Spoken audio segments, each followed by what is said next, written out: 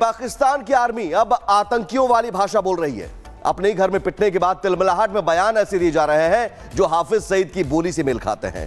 पाक आर्मी के प्रवक्ता अहमद शरीफ चौधरी की तरफ से जो बयान दिया गया है वो सिर्फ एक गिदड़ भभकी ही नहीं बल्कि पाकिस्तान की आतंकी मानसिकता का खुला प्रदर्शन है। यह रिपोर्ट देखिए।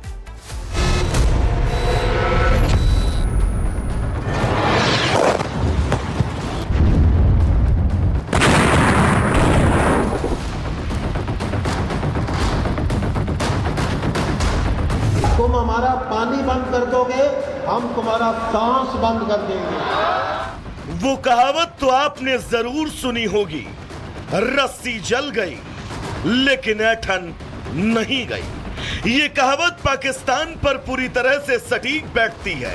एक हिमाकत की तो भारत ने घर में घुस कर ठोका, शहबाज और मुनीर की सेना को पीट कर रख दिया। थर थर कांप रहा पाकिस्तान घुटने पर आ गया और आखिर में सरेंडर करना पड़ा। लेकिन पाकिस्तान गीदड़ भभकी देने से बाज नहीं आ रहा, बोली भी आतंकियों वाली निकल रही है। ये बयान भले ही पाकिस्तानी सेना के प्रवक्ता का हो लेकिन जुबान हाफिज सईद वाली है। तुम हमारा पानी बंद कर दोगे, हम तुम्हारा सांस बंद कर देंगे। ऑपरेशन सिंदूर में भारत के हाथों पिटे पाकिस्तान को अभी ज्यादा वक्त नहीं हुआ।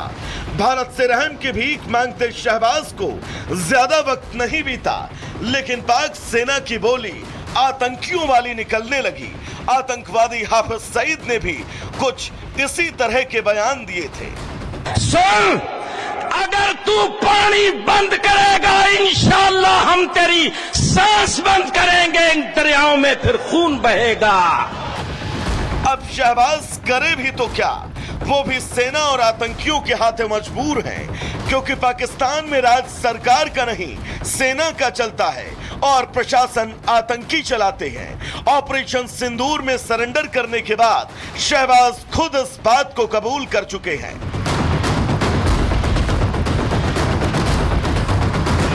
शहबाज मजबूरी का राग अलापते रहे, अपनी विवशता दिखा, मुल्क को बचाने की कोशिश करते रहे लेकिन भारत सीधा संदेश दे चुका है कि भारत अब गोली का जवाब गोले से देगा।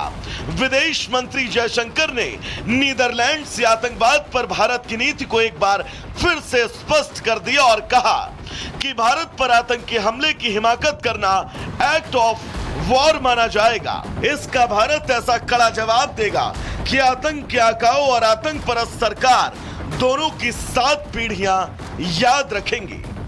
Operation continues because there is a clear message in that operation that if there are acts of the kind we saw on April 22nd, there will be a response. We will hit the terrorists. If the terrorists are in Pakistan, we will hit them where they are. So there is a message in continuing the operation. But continuing the operation is not the same as firing on each other.